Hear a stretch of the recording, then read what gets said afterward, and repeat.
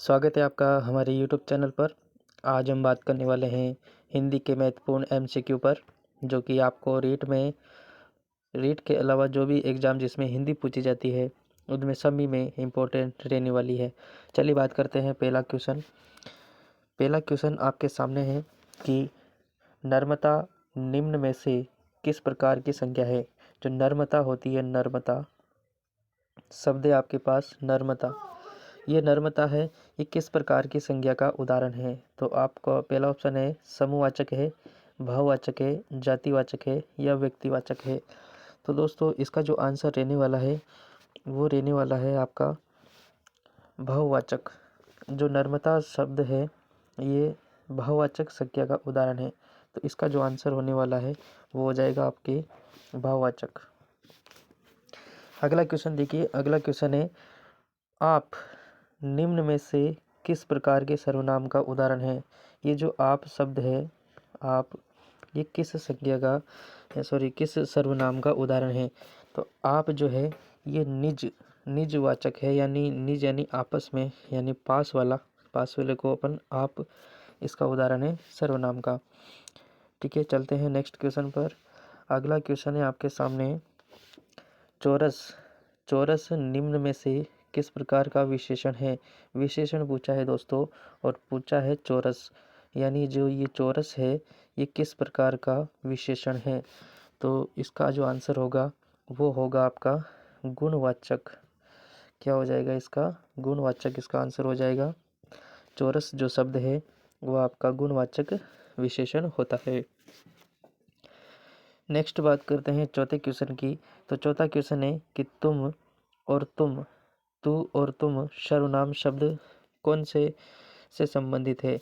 तू, एक तो देखो है तू और दूसरा है तुम। ये जो तू और तुम है ये शब्द किनसे संबंधित है?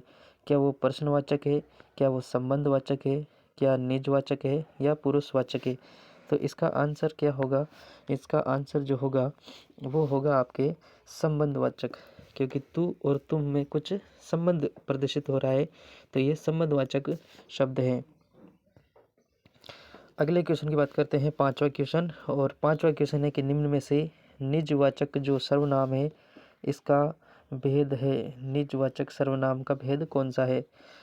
तो इसका जो आंसर है वो होगा आपके आप को बोलते हैं अपन निजवाचक, निज यानी पास वाला, और पास वाले को हम कहते हैं आप। नेक्स्ट क्वेश्चन पे चलते हैं, छठा क्वेश्चन। और छठा क्वेश्चन कह रहा है कि जो मेहनत करता है वो अवश्य फल पाता है। इसमें निश्चयवाचक सर्वनाम है, तो ये निश्चयवाचक सर्वनाम है, ये किसके लिए है, यानी इसमें क्या निश्चय है। तो क्या अपने है, जो है, वह है या अवश्य है, यानी निश्चयवाचक सर्वनाम कौन सा आता है इसमें से। तो देखो इसका जो आंसर होगा वो हो जाएगा वो हो जाएगा आपके जो। ये जो शब्द है ये निश्चयवाचक है, यानी जो मेहनत करता है वो सफलता या फल उसको अवश्य मिलता है। अगला क्वेश्चन है सातवां, अनिश्चयवाचक सर्वनाम है। तो अनिश्चय जिसका हम डिसाइड नहीं कर सकते, जिसको अनिश्चय बोलते हैं, तो इसका जो आंसर होगा वो है कोई। यानी कोई है तो उसको हम निश्चित नहीं कर सकते हैं कि कौन हो सकता है वो, तो ये शब्द जो है वो अनिश्चित शब्द है, यानी अनिश्चयवाचक सर्वनाम होगा।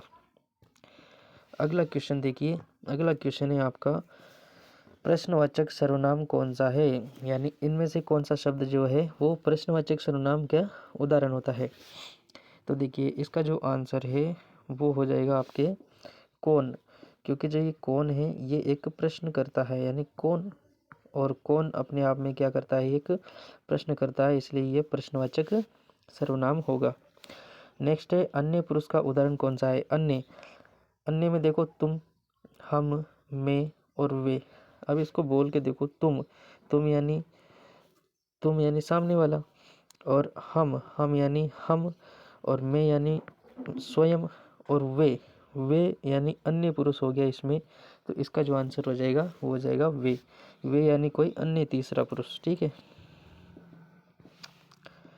अगला क्वेश्चन देखिए, 10वां क्वेश्चन। निम्न में से विशेषण का उदाहरण है, तो इसमें से कौन सा एक विशेषण का उदाहरण है।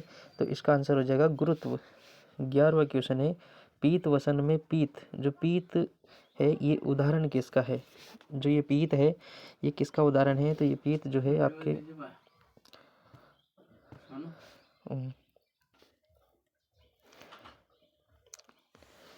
जो पीत शब्द है वो पीत शब्द आपके गुणवाचक हो जाएगा। अगला क्वेश्चन है 12वां कि कुछ कौन सा सर्वनाम है? जो कुछ है, ये जो कुछ शब्द आपके पास है ये किसका सर्वनाम है? यानी कुछ का मतलब आप क्या निश्चयवाचक है, क्या संबंध है, क्या प्रश्न है या अनिश्चयवाचक है? तो इसका जो आंसर होगा वो अनिश्चयवाचक होगा। यानी कुछ हम डिसाइड नहीं कर पा रहे हैं कि क्या है, यानी कुछ है तो मात्रा हमें पता नहीं है, कुछ भी हो सकता है, यानी अनिश्चयवाचक होगा। नेक्स्ट क्वेश्चन आप देखिए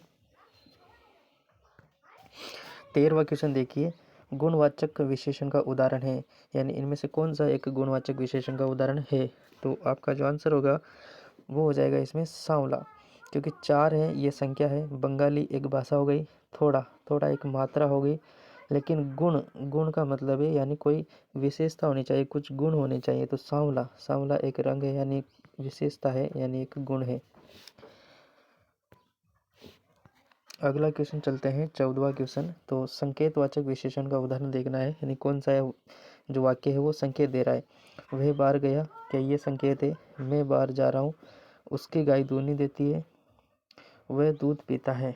तो इसमें संकेतवाचक बताना है अपन को, और संकेतवाचक ये है कि उसकी गाय दूध नहीं देती है, ये एक संकेत है, ये एक संकेत है। तो इसका आंसर हो जाएगा सी। नेक्स्ट है निम्न में से परिमाणवाचक विशेषण छांटना है, निम्न में से परिमाणवाचक विशेषण छांटना है। और परिमाणवाचक विशेषण क्या दुगना, कुछ, भूरा या काला? देखो ये तो हो गया अपने कलर से संबंधित यानी रंगों से संबंधित हो गया, तो रंग परिमाण नहीं हो सकते हैं। दुगना और कुछ, तो दुगना और कुछ दोनों संख्या में आता है, लेकिन कुछ जो है परिमाणवाचक विशेषण होता है, तो इसका आंसर हो जाएगा ए। नेक्स्ट है 16वां क्वेश्चन, बीकानेरी शब्द में किस प्रकार का विशेषण है? बीकानेरी, अब देखो बीकानेरी में क्या पुरुषवाचक है, क्या संकेतवाचक है, गुणवाचक या परिमाणवाचक? तो ये परिणामवाचक या गुणवाचक या संकेतवाचक, इनमें से क्या होगा?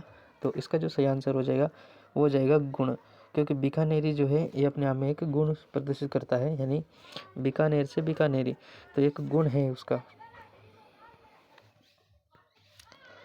नेक्स्ट क्वेश्चन देखिए आप, यह काला घोड़ा है, इसमें कौन सा विशेषण है?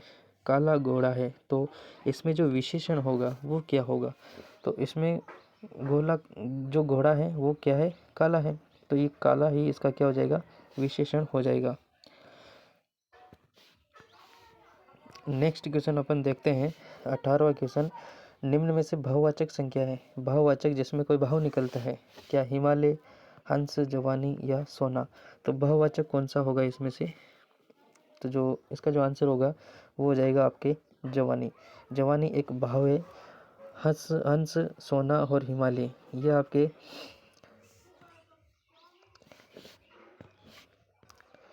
नेक्स्ट देखिए 19वां क्वेश्चन, तुम्हारे घर उस दिन जिसे मैंने देखा वह कौन बैठा था? यानी तुम्हारे घर जिस दिन जिसे मैंने देखा वह कौन है? तो इसमें जो प्रश्नवाचक सर्वनाम है वो क्या होगा?